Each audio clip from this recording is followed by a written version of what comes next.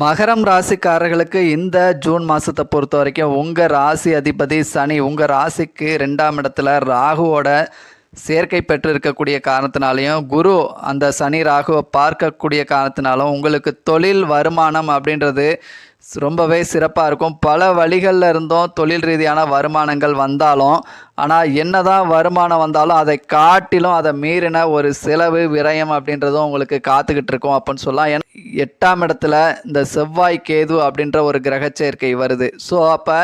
So வருமானத்தை மீறின ஒரு செலவு அப்படின்றதுக்கான வாய்ப்புகள் இருக்குது. அது மட்டும் இல்லை, உங்களுடைய வாக்குஸ்தானத்தில் சனி ராகு அப்படின்ற இந்த கிரக சேர்க்கையை கேதுவோட சேர்க்கை பெற்ற இந்த செவ்வாய் பார்க்கக்கூடிய காரணத்தினால பேச்சால் பிரச்சனைகளை சந்திக்கிறதுக்கான வாய்ப்புகள் இருக்குது. ஸோ பேச்சில் கொஞ்சம் கவனமும் நிதானமும் கடைப்பிடிங்க. அது மட்டும் இல்லை, உங்கள் ராசிக்கு 8ஆம் இடத்து அதிபதியான சூரியன் உங்கள் ராசிக்கு 5ஆம் இடத்துல பயணிக்கக்கூடிய காரணத்தினால ஒருவித வயிறு சார்ந்த பிரச்சனைகளை சந்திக்கிறதுக்கான வாய்ப்புகள் இருக்கு. உடல் ஆரோக்கியத்தில் கொஞ்சம் கவனம் எடுத்துக்கோங்க. ராசிக்கு 8ஆம் இடத்துல செவ்வாய் கேது அப்படின்ற இந்த கிரக காம்பினேஷன் வரக்கூடிய காரணத்தினால புதுசாக நிலம், சொத்துக்கள், வீடு, வண்டி, வாகனங்கள் வாங்குவதற்கோ இல்லை பழைய வண்டி வாங்கிறதுக்கோ இந்த மாதத்தை கொஞ்சம் தவிர்த்துருங்க.